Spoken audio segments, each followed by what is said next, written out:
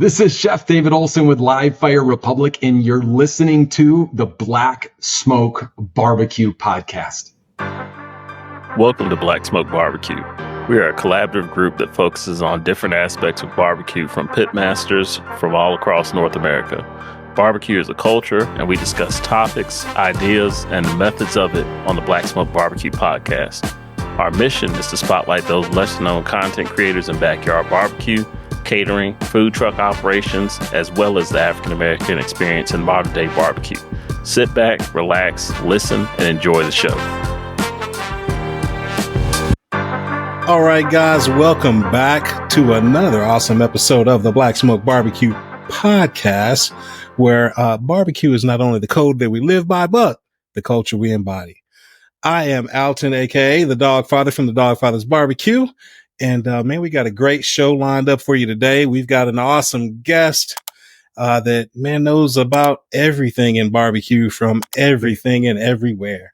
But we're going to get to him in a little bit. Let's introduce my partner in crime. We're talking about the luxurious man, that man that does probably as much traveling as our guest today. We got Brandon from BKC Cooks. What's up, Brandon? What's going on, brother? Life is good, man. Man, I hear that. What you got going on these days, man? Man, cooking. I got some new toys I've been cooking on. I got that new barrel smoker that friends at Pit Boss sent over my way, man. And I'm really enjoying that thing. And getting ready to hit the road, man, head over to Country Style down there in Blenheim, South Carolina. I'm really looking forward to that, man. I hate you can't make it. I know, man. You're going to get to go hang out with Art Fennell and the gang and Jism and the Lizard Man and Den Finn, the whole crew, man. Yeah. Oh, man. And the other 10,000 people who will be there. So, yeah. It's going to be closest friends. Time. Yeah, 10,000 closest friends and family. I hear you. Man, well, you got to make sure, you and, you and Jeff going to be out there? And Charlie and T as well. Man, the whole crew but me. Come on now. I got to get my jet out the shop is what it is. I got room on mine. I keep telling you, I seat 8, brother. Like, all you got to do is show up, man. Man, I know I'm going to miss a good time, but I know y'all going to hold it down. You're going to get some good footage. So I'm definitely going to look forward to that, man. Absolutely, man. It's going to be a good time. What you got going on cooking wise, man? You got any good cooks coming up, or what did you just do? You know what? I just went simple, man. I did some half chickens. Cause I really want to see what that smoker, how it runs, and that thing was running like a top, man. And that bird came out beautiful, man. Beautiful color, juicy. Skin was rendered and it had a little crisp to it. Nice. Couldn't be mad at it, man. Sometimes just keeping it old school and simple. Sometimes it's just the best way to do it, man. Absolutely. Oh, and I made a white sauce for it too. People sleep on the Alabama white sauce, man. Yeah. That's some good stuff, dude. Especially on chicken. That's some good stuff. It is. And I kind of did it my way. It did 80% traditional, but I got to throw my little twist on there, man. Oh, of course. Yeah. I know how BKC gets down. You already know, brother. But yeah, it was damn good. But you know what, man? I will say this, of the plethora. Yeah, I did use that word. The plethora of cookers we got here on Barbecue Boulevard, I don't have that champion.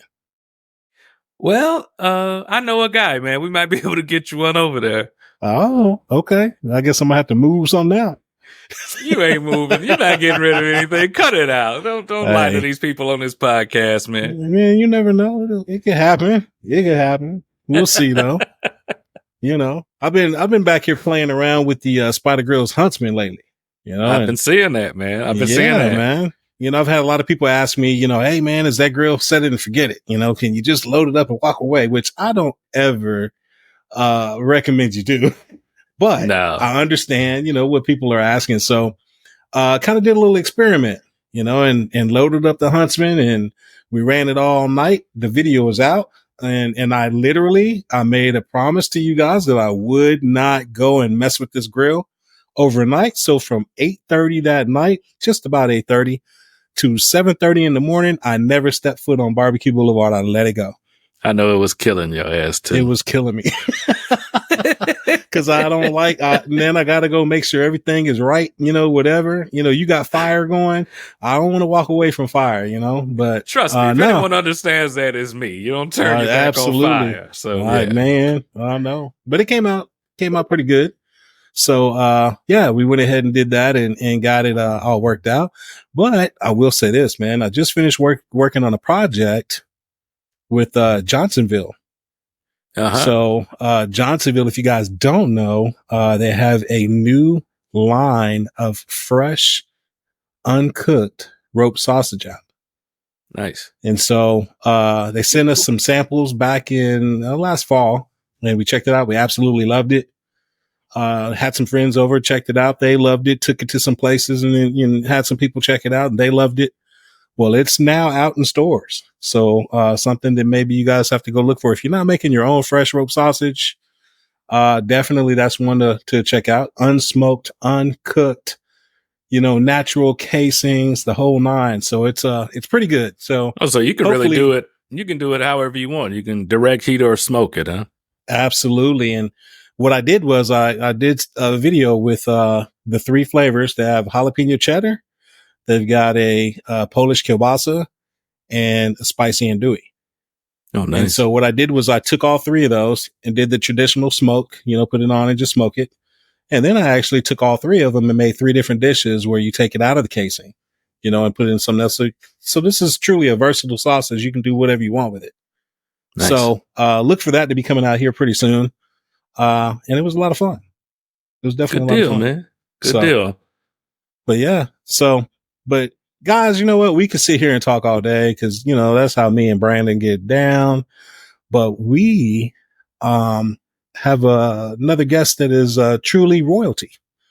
Definite, friend of the podcast. And I've been knowing this guy here for, quite a while. And I'm so thrilled that we were able to get him onto the, podcast today. We're talking about a guy that is nationally recognized American Culinary Federation chef, a television personality, an award-winning recipe developer, a live fire grill master, an international adventurer, and the culinary entrepreneur behind Live Fire Republic. When not cooking, filming, or spending time with friends and family in Michigan, he can be found traveling the globe in search of grand adventure and extraordinary experiences. Hiking, camping, fishing, trekking the continents while visiting 5-star kitchens and smoky backyard barbecues while honing in his craft alongside some of the best regional chefs, home cooks, and pit masters in the world. Fill his resume. We're talking about a fantastic guy, a great father, great husband, and just an all-around awesome guy. We're talking about Chef David Olson, Live Fire Republic. How you doing, brother? Man, that was quite the intro. Was that a eulogy or was that an introduction? Hey, man, that's how we get down. We try to give flowers where they're due. Man, I appreciate you, brother. Did you learn anything about yourself really quickly on that one?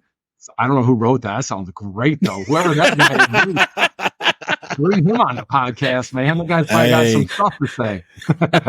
Man, hey, we know some people that know some people, man. So, it's all good.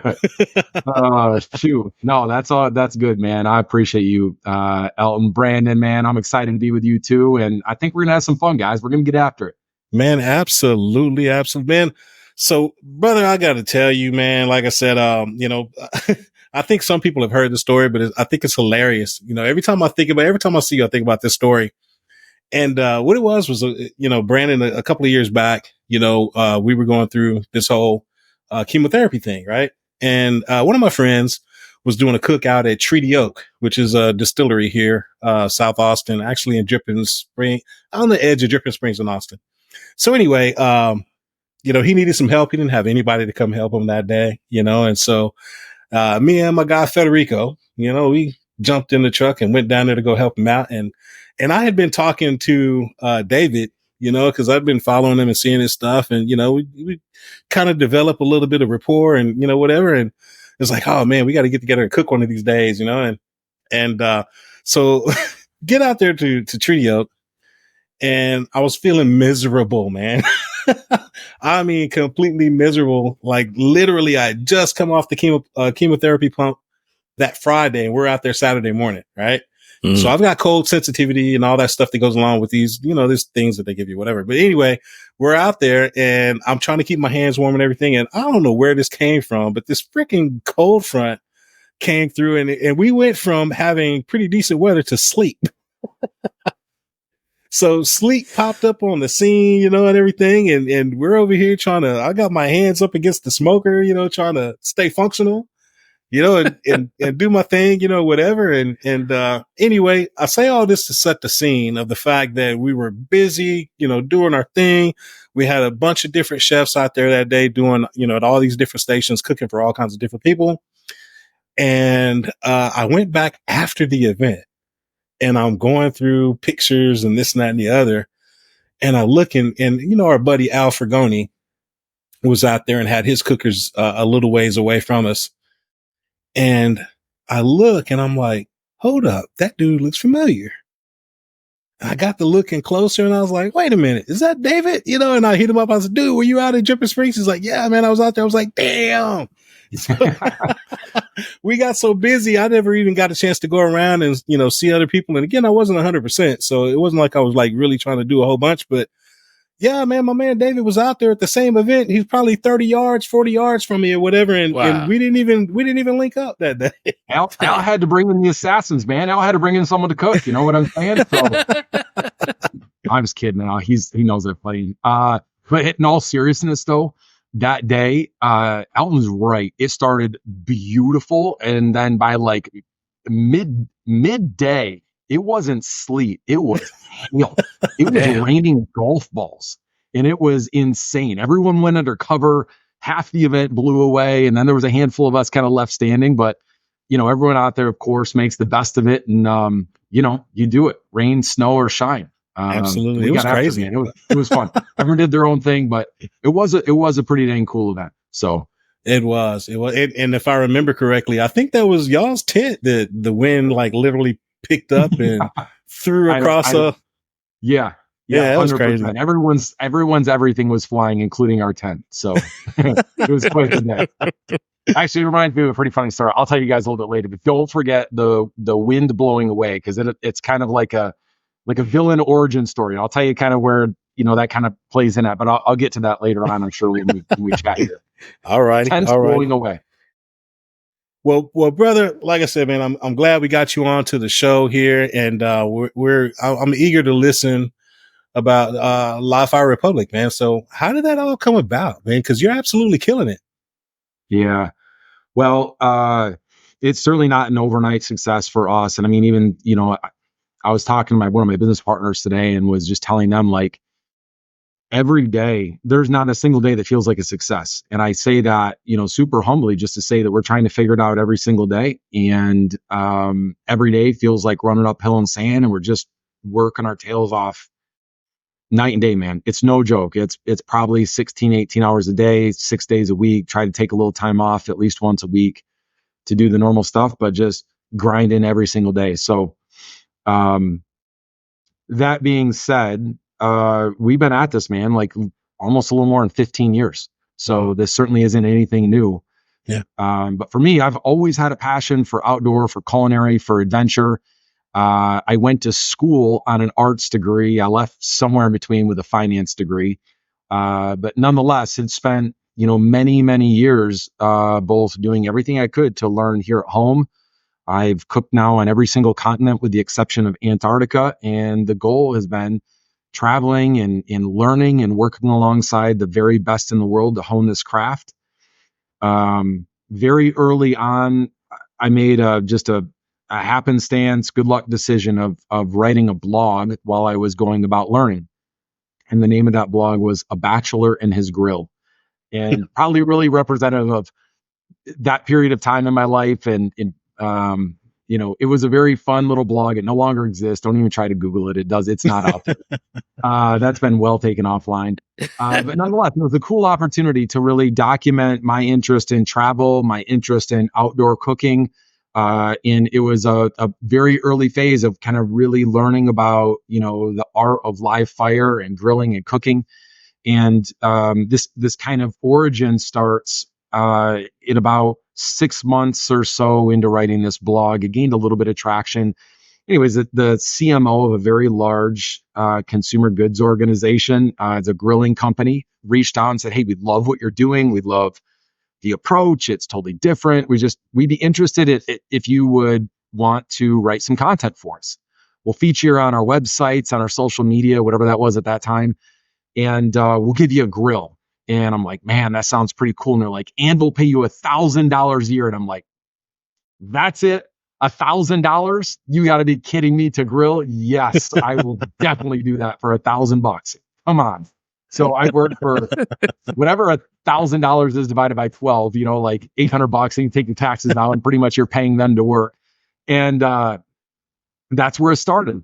And so it started out with writing, recipe content, and it started, with doing what I really love, photography and video, and kind of bring that in and telling stories. And that's where it all started. And that relationship with the grill company, 15 years or whatever it was, super ahead of their time, that turned then into hosting events and doing television. And I told you a little bit about the tents blowing away, but one of the very first television experiences I had, and we've done hundreds of television programs, was cooking. We had this program called The Outdoor Chef on the Weather Channel. And no one's ever seen it because like the entire of the audience was like 85-year-old women and like 79-year-old dudes. And like that was the platform. That was who watched the Weather Channel, because the programs aired at 5 a.m., 5:15 a.m., 5:30 a.m. And do you know where the Weather Channel films? No. In the worst locations you can ever imagine. Yeah, so we would take the grill and we would go do like a recipe program. It would be filmed in wherever they're filming at. And one of the funniest things I ever remember is I was there with a good friend of mine. He rest in peace, Chef Cristo Gonzalez out of New York City. He and I were down in Atlanta filming. And beautiful day, just like Alton said to start the day. Winds come in, super gnarly. The whole crew's like battening down the hatches, and we're underneath this tent filming, and it's live on national television. And we're out there trying to cook, and our tent's blown away. And anyway, that's where it starts. But it starts with writing a small blog, documenting the adventure, continuing to learn, hustle every single day. I was working a 9 to 5 at that time, and then coming home and work a 5 to 9. And I was putting in 1,000 hours a week at my regular job until I could build and grow Live Fire Republic into what it is today. And the work continues. It doesn't stop. So. And man, I tell you, you've done an awesome job, you and your team, getting that out there and letting us enjoy it, and you spoke of photography. So I got to ask you, I, see your posts, as well as I'm sure, everybody out there watches, your posts or sees your posts on Instagram and all these social media. There's two photographers I've always said, I don't even have to see who posted it. If I see the picture, I know it's either Dennis the Prescott or it's David Olson. You guys have this way of taking pictures, and I mean, man, your subjects completely pop off the screen and smack you in the face to grab your attention. Yeah. The colors, the dark colors, and, all of everything, how you frame everything and you put it together. I mean, bro, it's completely awesome, man. I mean, how would you teach somebody like me to take some pictures like that? Because I would love to learn. Yeah, it's an art and a science, and, you could certainly share the science of how to take a good photograph, but it'd be like me teaching someone through Zoom how to ride a bike. You kind of got to get on it and pedal, and, I hear you. And then there's an art. No one like there, it is an art at the end of the day, and there's things that can be taught and there's things that are, innate. But I take a lot of passion.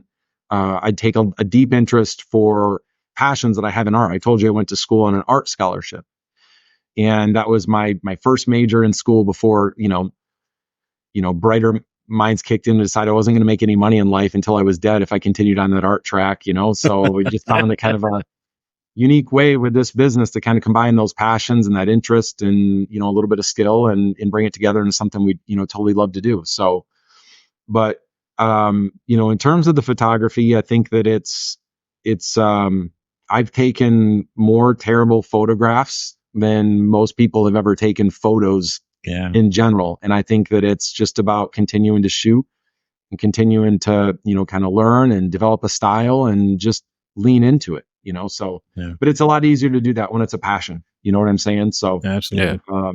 I'm really excited about what I see is a little bit of the pendulum swinging with social media, and maybe coming back and having some interest in seeing some photo out there and content. It was a big hit for our business when a lot of these platforms decided that photography wasn't necessarily an interest to their constituency. So I don't know. We've been playing both sides of it, man. But I'm excited to continue to tell stories through photography, just like we are excited to tell stories through our events business, through video, you name it, through studio, all the above.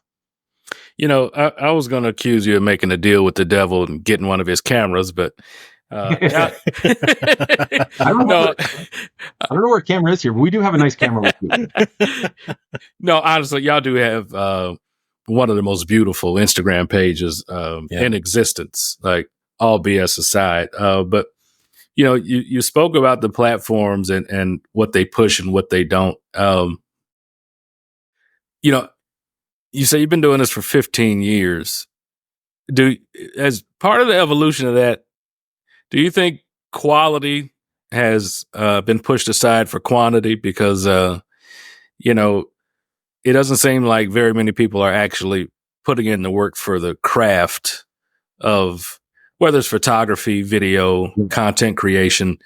It seems like the more you can slap up there, the better off you are. But I know that's not your gig. Take that approach. Yeah, there's a ton of people who take that approach, and I don't have any problem with anyone that takes that approach. I have very good friends who would tell me verbatim, I do not care about the quality, I care about the quantity. And they feel like it's a quantitative game. Now, that being said, there's 4 separate businesses behind Live Fire Republic. And at any juncture of which we sacrifice our interest in quality for quantity, we minimize the value prop in each of our businesses. So if we're out providing subpar content and on our social media, I feel like our events business would struggle. I feel like our studio business, where we're shooting commercial level content that I never make in front of the screen, we're shooting outdoor adventure and culinary content. You'd never know Embercraft Studio shot it, that I'm an owner in that studio. But I feel like people that know our game in the studio game, people that know our game in the events game and our products game, I'm sure I'll have a chance to tell a bit about our bourbon, our new sauce line we're launching. But for us, it's always been a route. We're going to strive to produce the very best content we can. We may not produce and share that content every single day, but we are going to set a standard. And if it does not meet the standard, I don't care if we spent whatever we spent to produce it. I don't care about the time, the money. We're not going to share it. Period. If it doesn't meet the bar, it's not going out.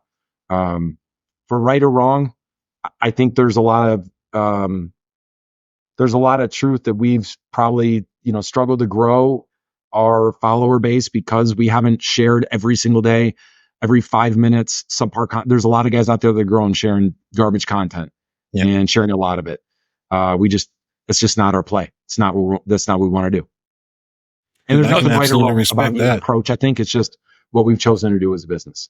Yeah. No, I definitely respect that. And again, I can't speak to any quantitative facts, but I believe that approach will play out in the long run.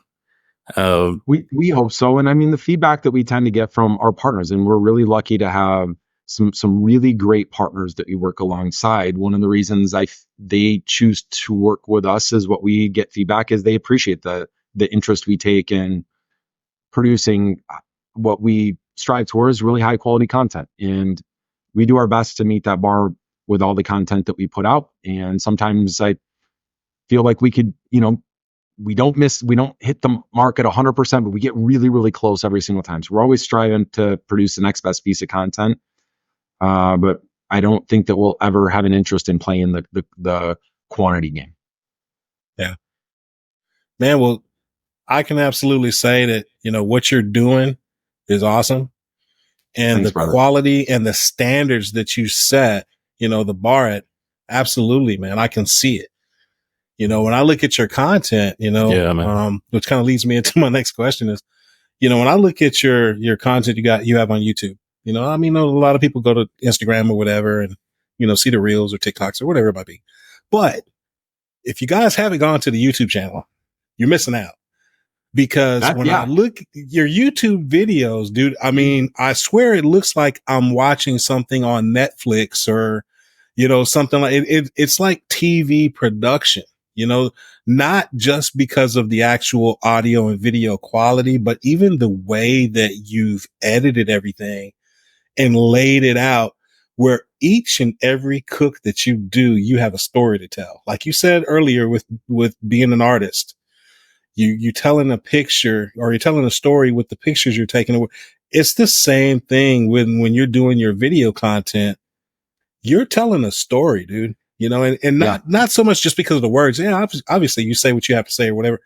But I mean, being in the location that you're at and grabbing a piece of the culture of wherever you're at and educating, you know, the viewers along the way. It's not just, oh, I'm going to make this, you know, beef short rib on a Weber kettle in the mountains. And, you know, we're going to drink some bourbon and call it no, dude, you like really get into it, man. And so after it, man. Yeah, you absolutely get out. And I love it. You know, I'm a junkie when it comes to watching people cook outside and whatever. But, the way that you lay things out, man, I mean, what is that like? You know, when you go, for instance, let's take a particular cook.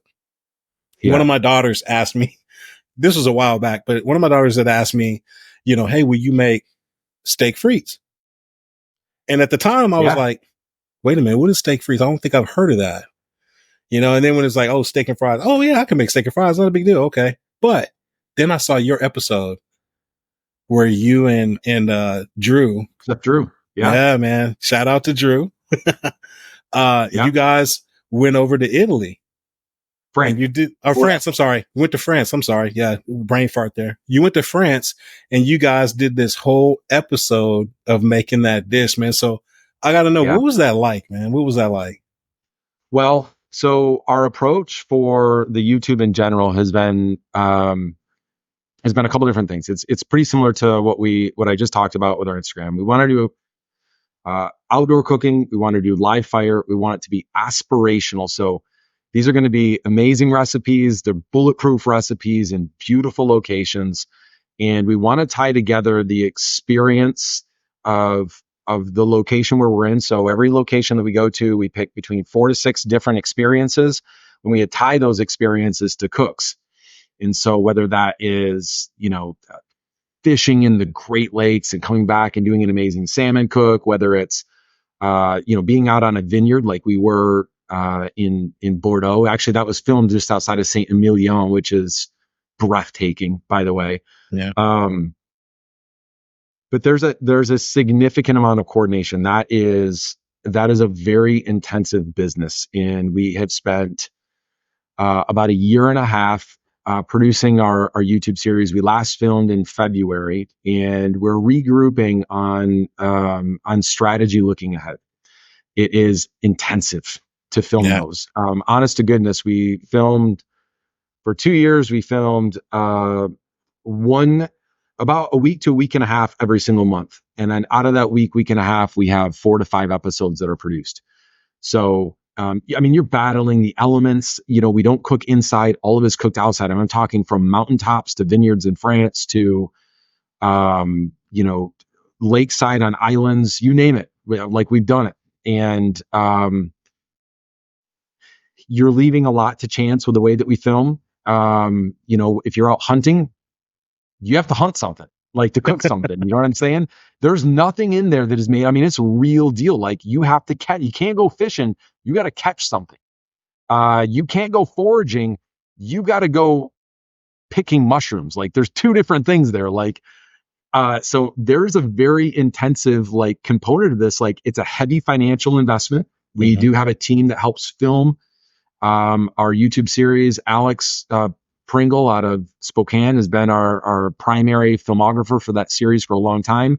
Our studio team at Embercraft Studios films all of our international stuff, which has been great. Chef Drew, who you mentioned, was instrumental. He worked in Bordeaux and was really, you know, helped us with a lot of connectivity in our France series. But man, I'll tell you what, it is tough. YouTube's a tough world. We've been producing really, really high level content for YouTube, and we really struggle, honestly, in growing our followership there. So it's been, it's been tough. It's been fun to film, but there's 16 to 18 hour days every day for 7 days in a week.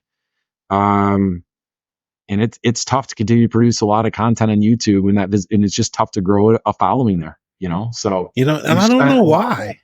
You have such great content, man. I mean, dude, it's crazy. It's like you mentioned earlier, you see a lot of stuff that's out there that is garbage. And then you see stuff that's on the opposite, end of the spectrum. And yours, dude, is some of the highest quality videos I think I've ever really watched. And I don't think that I look at it, like I've always said to people, YouTube videos, you got to figure out what's your lane. Are you entertainment? Are you education? What are you? And yeah, we learn stuff from you, but it's so entertaining. The way that it's filmed. Oh, dude, your filming crew and everybody, they do a fantastic job. I can tell you that and I know that we've talked before and we talked, it's a financial investment. Dude, the money is well spent. They do a phenomenal job. Thank you. Filming the stuff that they film and getting it edited and everything, and as a fellow content creator, I can absolutely appreciate the effort that has gone into that. And hopefully we can help you get that growth because you deserve it. Yeah, man, that'd be great. You deserve it. We're going to reapproach the YouTube in the second half of the year. I think it's not. I mean, full disclosure, there's some things that work well. There's some things that, don't. You just keep hustling and moving and trying to figure it out. YouTube for us has been a massive struggle. We're producing really high-end content. We're investing a ton of time, a ton of energy, time away from our families. And the goal has been, sharing, this combination of adventure and culinary. We call it Adventure Culinary. It's our Adventure Culinary series.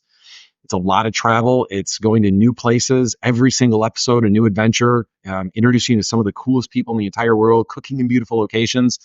And we just haven't found the formula yet that resonates with who our audience is or who our audience could be. So, re-picking that up in the second half of this year is going to be a focus. We've just had some other things that with the struggles we've had with YouTube, we just had to make a business decision. We're gonna move in and focus on a couple different things, and we'll get back to YouTube when we get to it, hopefully a little bit later on this year.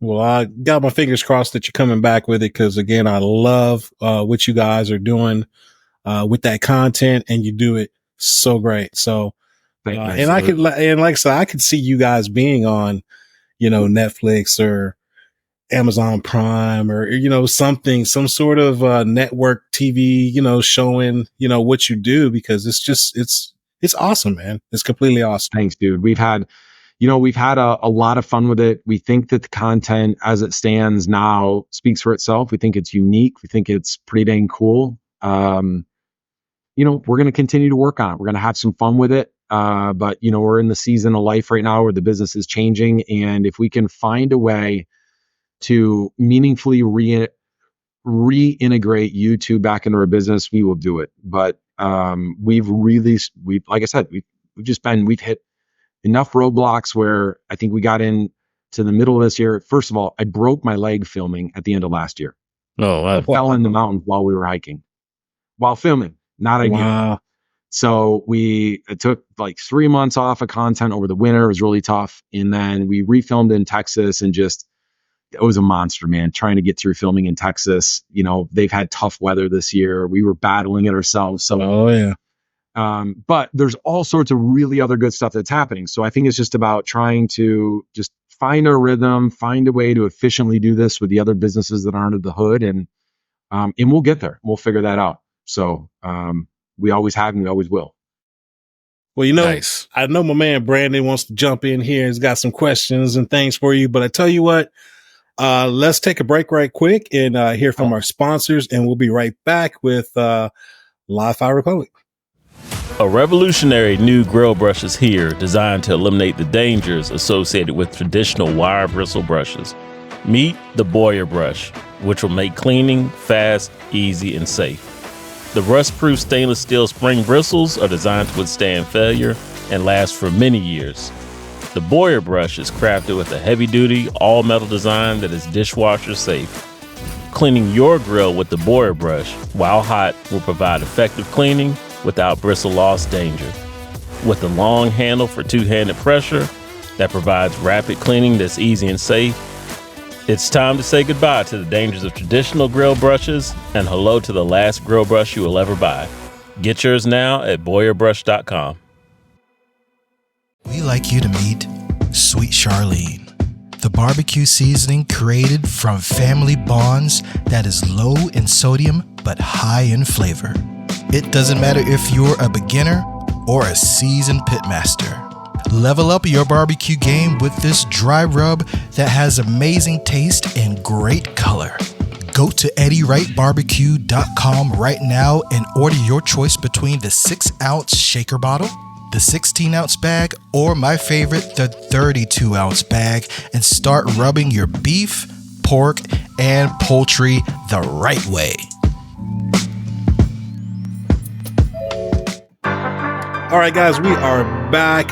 Again, we've got Chef David Olson of Live Fire Republic. And, we're just sitting here chopping it up, having a great time. And like I said, me and David go back a little way. So I know we can sit here and talk all day, but I'm going to give the floor to Brandon. Jump on in here, Brandon. Go ahead. Yeah. So, within your name, Live Fire, we're seeing a big swing in barbecue where people are experimenting more and diving more into the world of true live fire over fire cooking. What would you say has been the toughest transition to go from, say, smoking, grilling to actually taming that beast that is live fire? Well, I gotta walk the line on this because I have a lot of really good friends that do, closed pit smoking barbecue. I have just an insane respect for what people do in that space.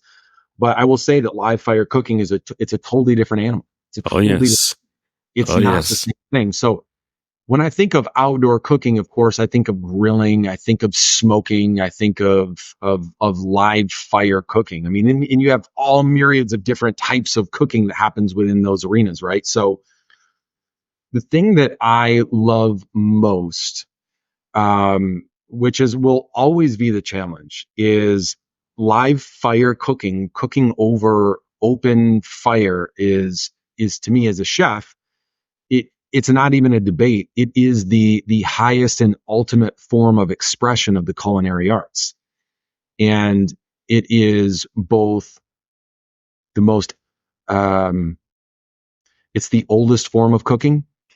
It's the most difficult form of cooking, and that will never change. Neither one of those two things, right? Yeah. So when I think about cooking over, like cooking in a Michelin kitchen, cooking in James Beard Award kitchen, I mean, what an amazing experience, right? I have access in those kitchens to combi ovens of which I can control the most precise amounts of temperature that's imparted. I can sous vide in a way that is that lends itself to the microgastronomy that is done in those just really beautiful stuff, right? But I think we can do equally beautiful stuff over open and in open fire, right? But when open fire cooking, you're dealing with not only the movement of the fire and the changing of the fire and the temperature, but you're having to control the taste and the texture and the doneness of your food in a way that's impacted by the open air elements, by the temperature outside, not just the temperature of your oven, by the way the wind moves. And when I think about all of the things that you have to control in that type of environment, I could not be convinced by anyone else that there's a more difficult means of preparing food than doing it over open fire. And then to try to get on social media and, prepare food in a way that's appetizing and delicious and to do that and do it over an open flame. Come on, man. That's not an easy deal. So, but there's nothing that's more fun than that, right? I'd love that challenge. To me, that's the fun of it. And I especially think when you are doing content, I think there's a rush that comes from the unknown because, again, you're dealing with a living, breathing thing that It has a mind of its own. And Yeah. listen, I'm a retired firefighter, David. So I can Okay, here tell we you, go. Yeah. that thing is alive, man. And for people who don't agree with that, let me tell you, it breathes oxygen, it produces waste, it consumes fuel, it produces offspring. It's a living thing, brother. Might not have a brain, but it's tried to kill me on I've several never heard it talk occasions. so it's amazing. Yeah, you're absolutely right. You're right, man. I don't have anything against anyone that does smoking, that does barbecue. To me, I'm envious of the guys that are so talented in that space to use the tools they have at their disposal to prepare the types of food that they do. It's just incredible. It probably has its own difficulties as compared to cooking over live fire. I'd hate to even compare the two. I think what they do is incredible. I think what the guys are doing right now with live fire cookies is incredible. I think there's a lot of very talented people out there that are creating a movement and a deep amount of interest in that space. And we're really fortunate just to play our small part in the community that's helping grow a lot of attention in outdoor and live fire cooking. Nice. Let me ask you this, because what you do is not easy, but you make it look easy. You know? Strong editing. Well, I know for a fact, even with me doing some of the cooks that I do, people that have not tried live fire cooking are very much interested. But a lot of people are afraid, Yeah. they don't really know what to do or how to do it or, that type of thing. So, coming from a seasoned pro like yourself, man, if you're speaking to those people out there that want to get into live fire cooking, Yeah. what is your advice to them as to, how to start and what to look for and that type of thing?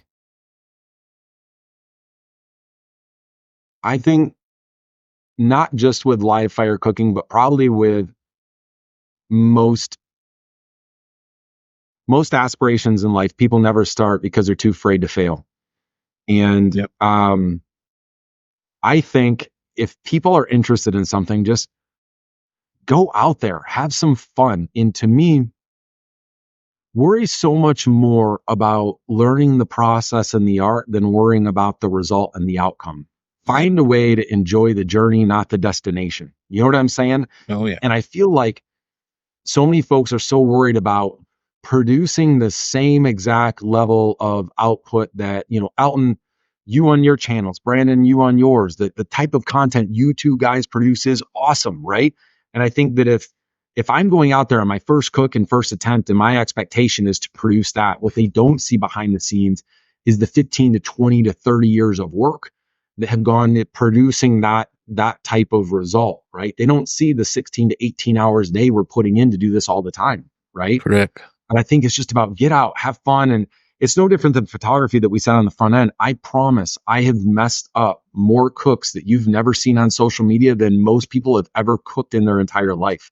Period. Done in a store. We're doing it all the time, and I just really encourage people, get out there, try it, have some fun with it, pull a buddy in, cook with your kids, get over an open pit, an open fire, taste it, experience it. And, to me, man, it's like going fishing and you catch that first big fish. Like when you do a first live fire cook, you're hooked, man. And there's no escaping. You can't go to cook in a kitchen again. You can't cope. You can't go back and close your pellet grill again and expect to feel the same way about your cook ever again. It's not the deal. So I don't know, get out there, enjoy it, have fun. Don't worry about messing up. And, I don't know, start simple, have fun. Yeah. I agree. I often will include my failures in my content, even if it's just as a blooper. But yeah, that's awesome. We do that. I don't know if you guys have seen that or not, but at the end of our YouTube episodes, one thing that we always share is, dude, I mess up so much. That's good. We all good do. Yeah, we all everyone. do. That's the beauty of it. It is, because at the end of the day, I think it's good for people to see that, we screwed this up or we stumbled, but guess what? We still produced something that turned out to be pretty damn good. Oh, yeah. Heck yeah. Yeah, that's exactly right. David, I'm a culinary guy as well, man. Went to culinary school and all that stuff before I became a firefighter. What do you think or I should say, what do you think you've taken from the kitchen side that transferred most to outdoor cooking? It's a really good question. I don't know if I've been asked that one before. Don't. Here's what I think is that I've probably had the opportunity to work for enough people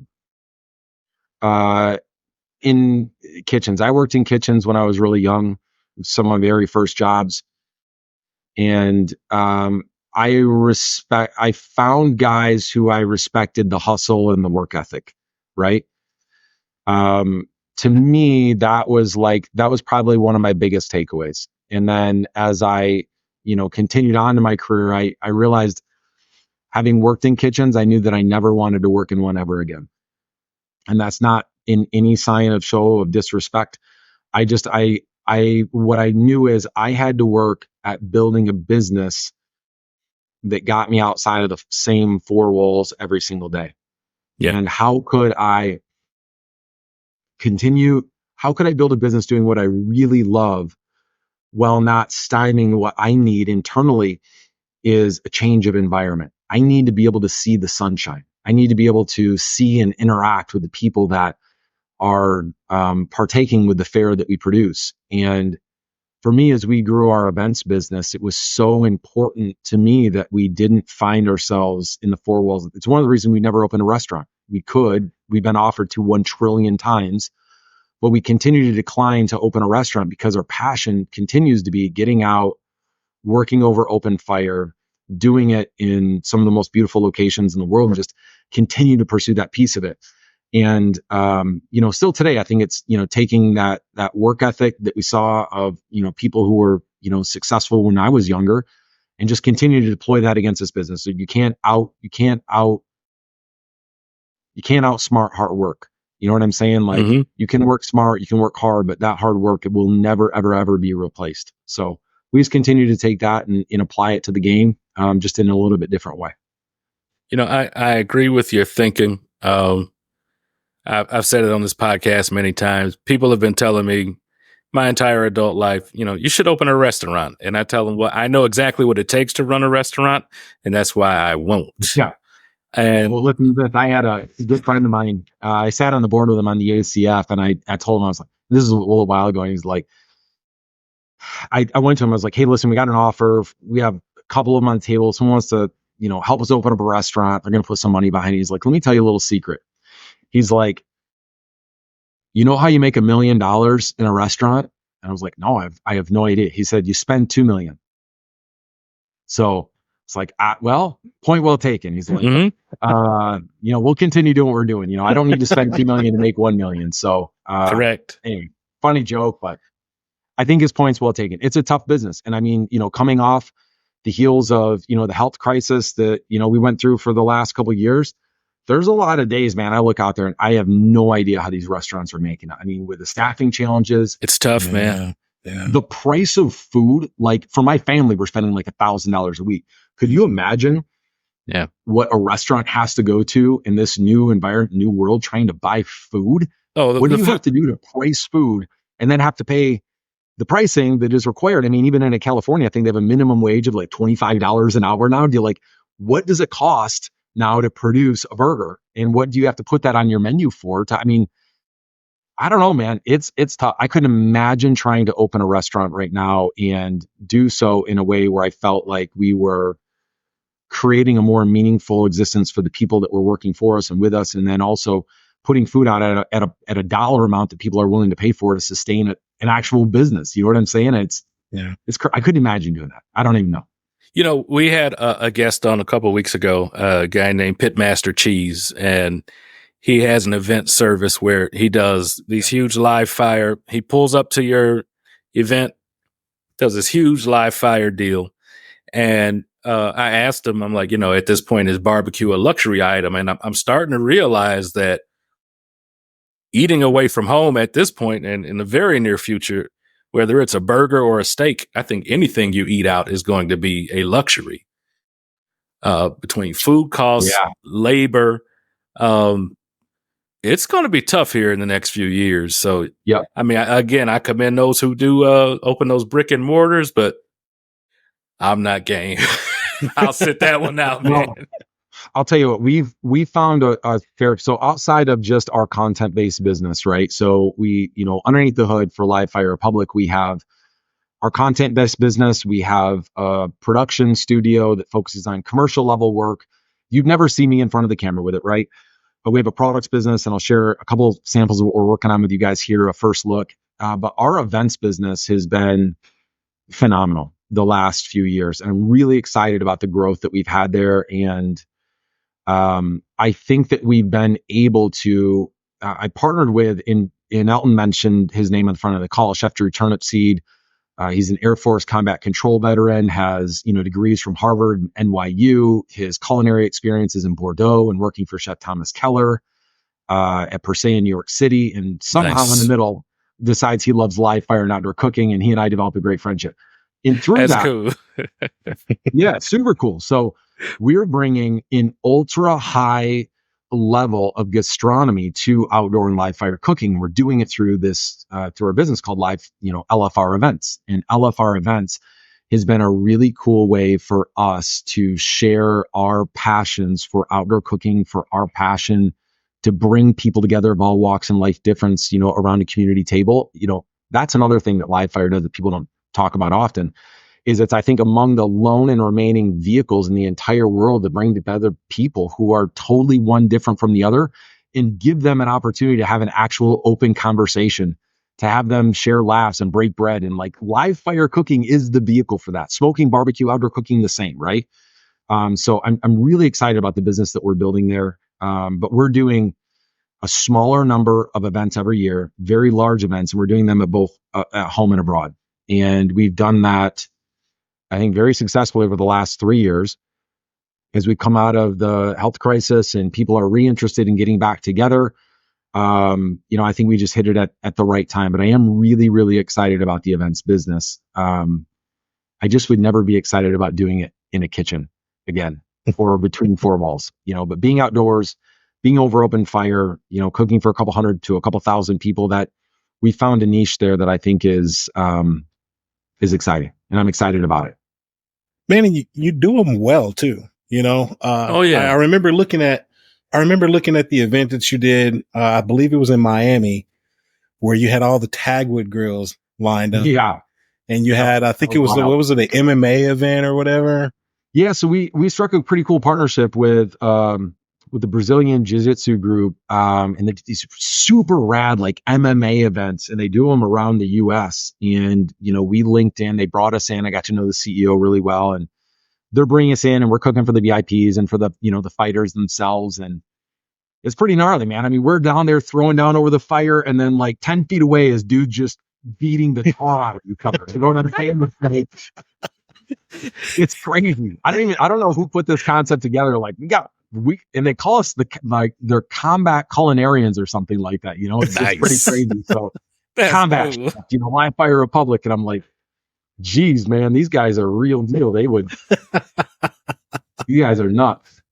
Dude, that was an awesome video watching that and seeing you out there. I mean, Tagwoods are such beautiful grills anyway, but then here you come with all these freaking tomahawks, and you got these guys, like you said, you had these guys over there that, probably just finished putting the whooping on somebody, and they come over here and now they're 100%. Eating tomahawks and having a great time. And it just looked like an awesome event to be at.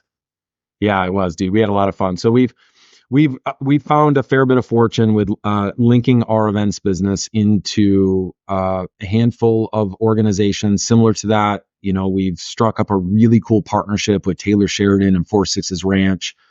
We traveled around the globe and, with Primo Ceramic Grills and Kingsford. And we're really fortunate because I think that, whether it's, Ed and Mitch and team at Kingsford, whether it's, Nick and, Tim and Adam at Primo, whether it's Taylor and Jordan with, 4-6's Ranch, like they really buy into this concept that, we've been continuing to pitch, is that, open fire is a way to bring together people of all walks of life and difference. Yeah. And I will say it, for eternity, our fires will always be at the ready and lit when we have partners and people that wanted to come together to partake in great food, to have, great conversation. And if we can pull up a chair for a community that brings people together, man, that's where I want to be at. That's where I want to be. And that's how I want to be cooking is out there doing those types of things and having fun. And man, people getting together around the fire is never a bad deal. No, I know, we joke about Barbecue Boulevard and me having all these cookers and whatever here. And a while back, I had a big Santa Maria grill, and I had some friends over and they're hanging out and wanting to, learn how to cook steaks. And I figured, well, best way to do it is we'll fire up the Santa Maria, and it was a 60 by 30 that I had, and fired this thing up and got a ribeye roast, and we sliced it up into steaks and literally had everybody all around it, and everybody's cooking steak, and just having a phenomenal time. Whether they messed up a steak or not, it was all about the time that you had spent with everybody else around it. And it's exactly speaks to what you're speaking of, See, man, and that's it. And this might be my one gripe against barbecue events, as compared to live fire, is I feel like, and I won't say events or whatever, specific events, anything, but like when I think about traditional barbecue events, it's all closed pit. You can't see the cook. Mm-hmm. If you want to go up and get close to the cook, there's a problem because there might be proprietary secrets happening. You know what I'm saying? Like you can't be divulging that. Yeah. Often there is a delineation between where the cooks happen and where the people are. And one of the things that was really important for us when we were building our events business, we said, that's it, hands down, there's no secrets. We're going to tell you everything. We're going to show you how to do it. Heck, if you want to come in there and cut steaks with us, like I got the insurance for it. Like, just come on, let's cut steaks. Just try not to lob your finger off, don't fall in the fire. Wearing a chainmail glove, right? Yeah, exactly. Like, we're putting people out there in bulletproof gear, man. Like, but the whole deal is, man, like I believe that people care most about the things that they can see, touch, and feel. Like people care most about things that they're in close proximity to, right? Well, let's get people close to live fire and outdoor cooking in the place where it happens. So when you see a live fire Republic event, you can go out to our social media and see examples of this. We have hundreds of people that are within 3 to 6 feet of where the cooking happens. It's open, it's visual, you can see it. We're talking to people about how we can do it. And I believe that the more that we can share how to do this, the more general interest that that evolves and procures in people, like they want to then go up and do it. Right. And so the more that happens, the more your businesses, the more my businesses, the more people are interested in outdoor cooking, the more they're going to continue to seek us out on social and for events and the sort. And I don't know, man, like to me, that's what it's about. Absolutely. Do you think that people can latch on to the live fire stuff more readily? I think I do. And I think it's because when you're doing the actions that it takes to do live fire cooking, it's all out in the open, whereas opposed to closed pit stuff, the pit is closed 95% of the time. And so what can you really tell that guy is doing? Like, if you know what he's doing, then you already know it.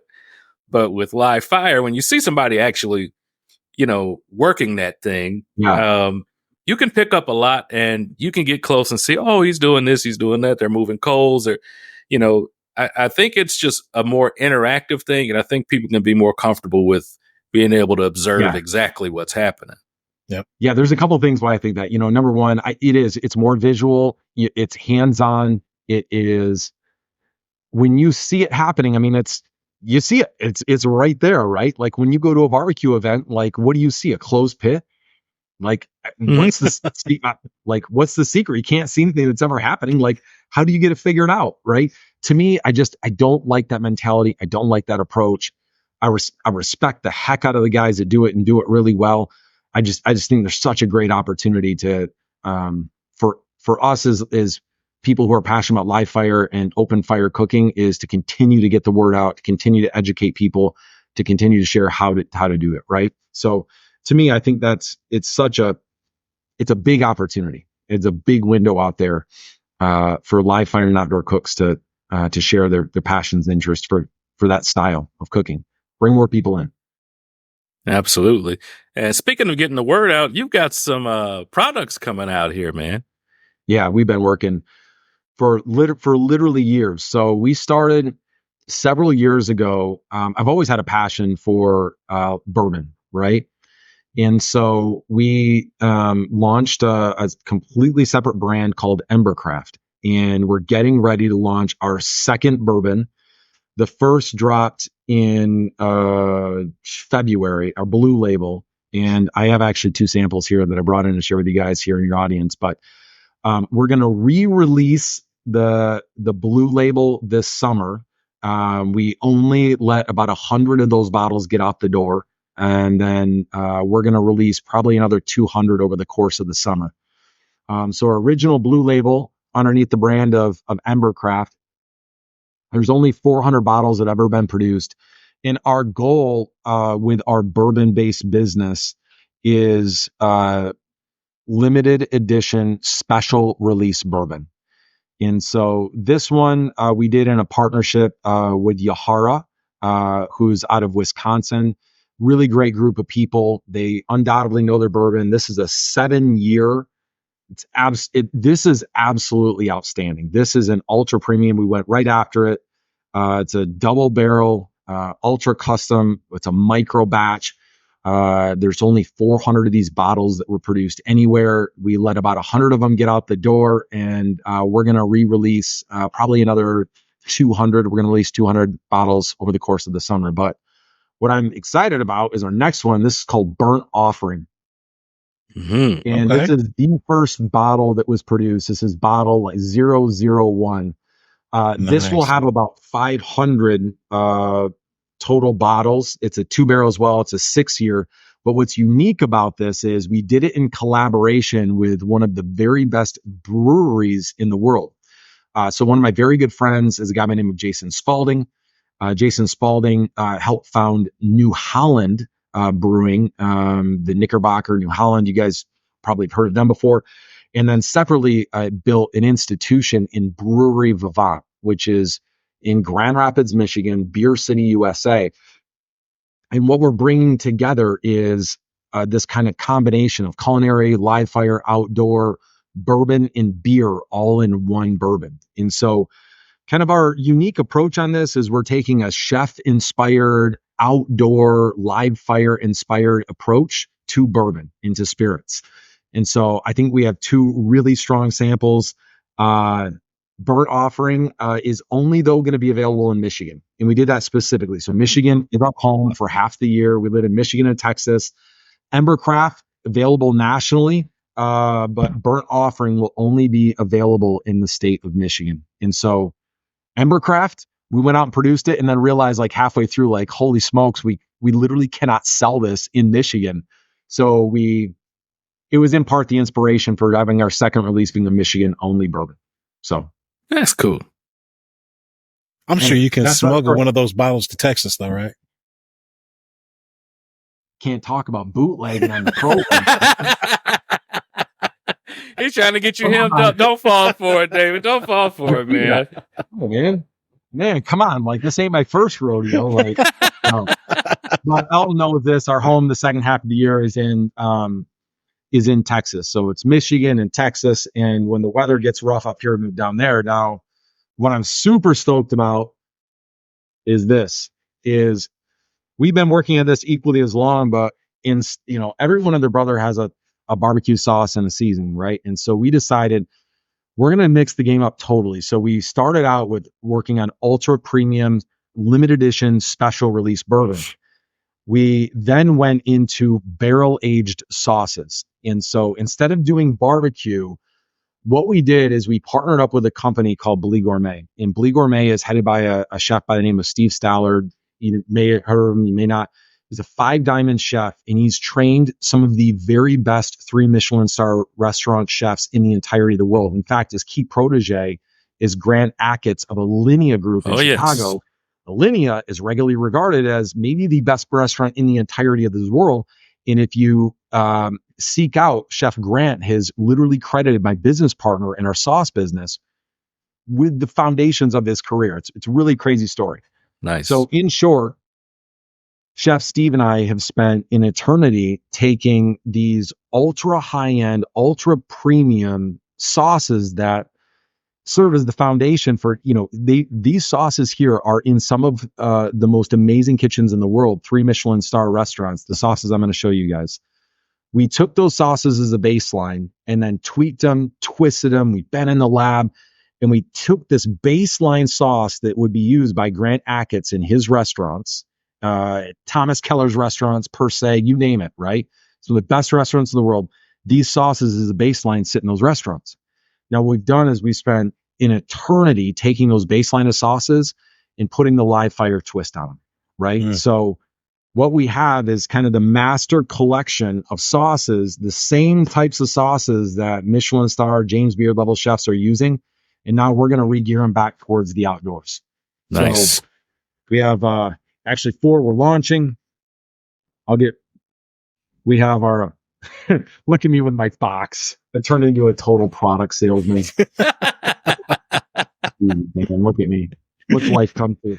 In short, there's 4 of them that'll come out. We have a hand-harvested barrel-aged Northern Michigan maple syrup. What's important about this maple comes from the same exact trees that produce the syrup that are in Alinea. So we take the syrup out of trees, hand-harvest them, and then we age that maple syrup back in our Embercraft bourbon barrels. Pretty cool. So again, Nice. all of these, and you'll even notice the bottles are exactly the same. Yeah. Bourbon bottle. We then go into our hot sauce. So as soon as the maple is out of our bourbon barrels, we put beer in it, age beer. And when the beer is out, we then age fermented hot peppers inside of the bourbon, beer, maple barrels. It's totally gnarly. We have a separate black truffled steak sauce that's going to drop. And then we source a 250-year-old recipe from Japan. We found this amazing artisan of soy in Japan, and they've been producing the same exact recipe for 250 years.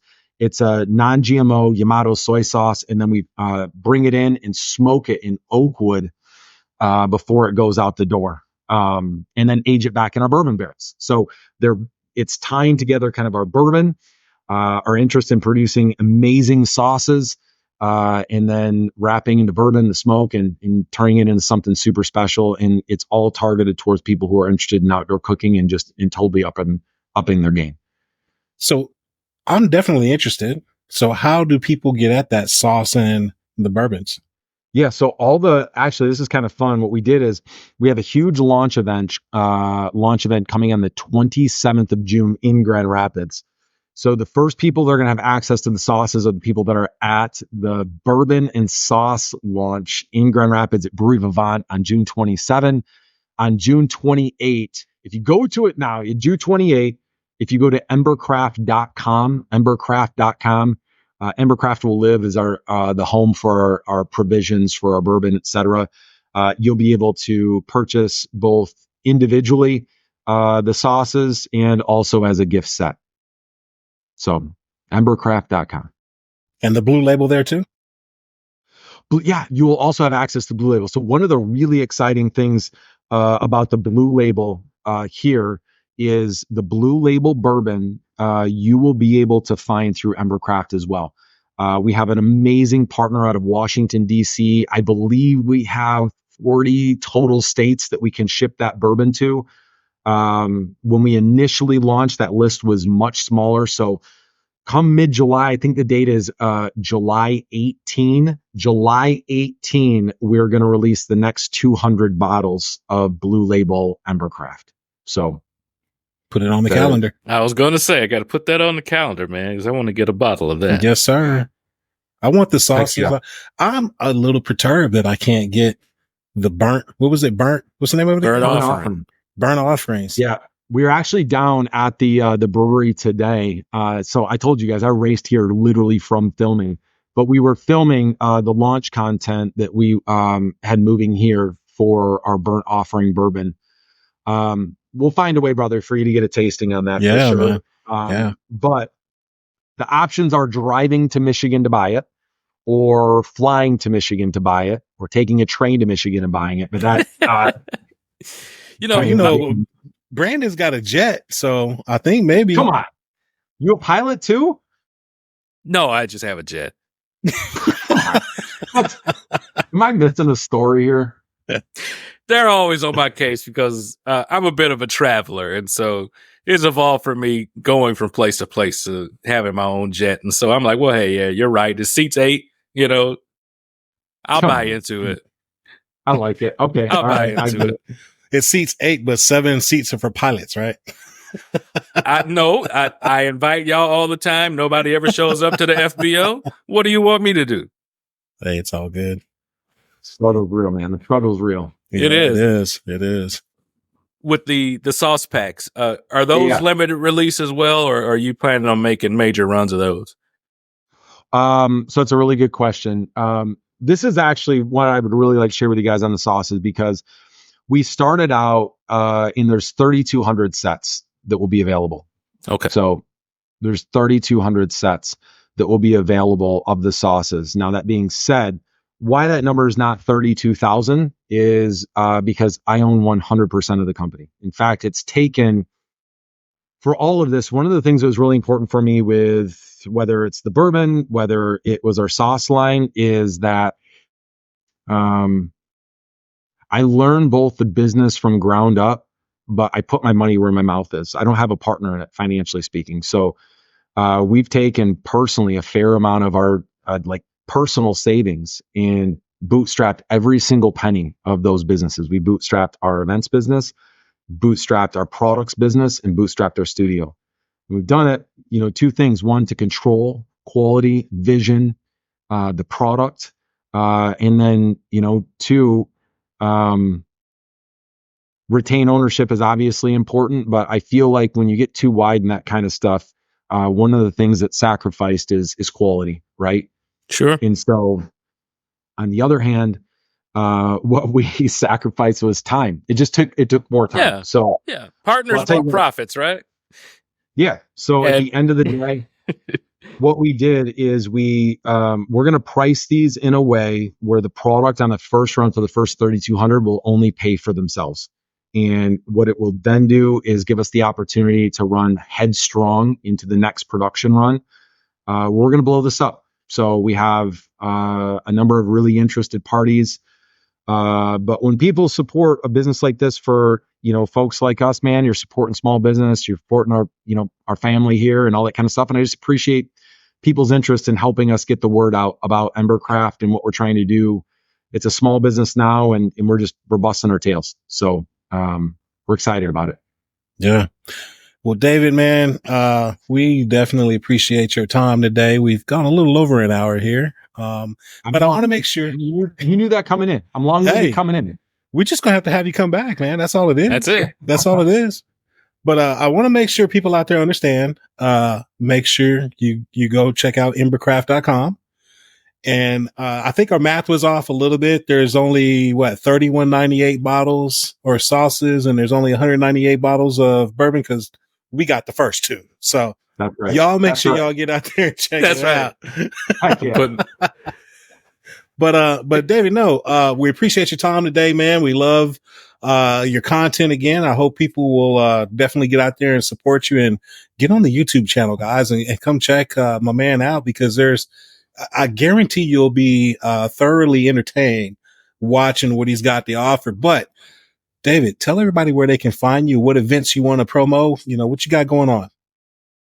Yeah, I think a couple different things for people. They can certainly find us on all the social media sites and probably in more places online than I feel comfortable at Live Fire Republic. And then certainly Embercraft.com is where you're going to be able to really tap into the launches for our second run, the next 200 bottles of Blue Label Embercraft and our Embercraft sauce line. So sauces launched June 28, and then the re-release of the next 200 bottles for the Blue Label is going to be July 18. And you can find those at Embercraft.com. In regards to the rest of it, man, we have so much cool stuff going on.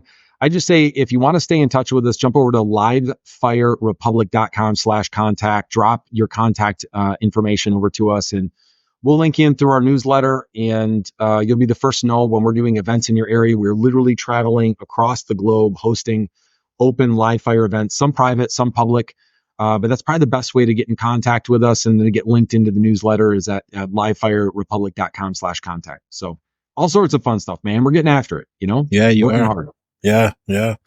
Brandon, BKC Yes, sir. Cooks with that luxurious mane. Where can the people find you?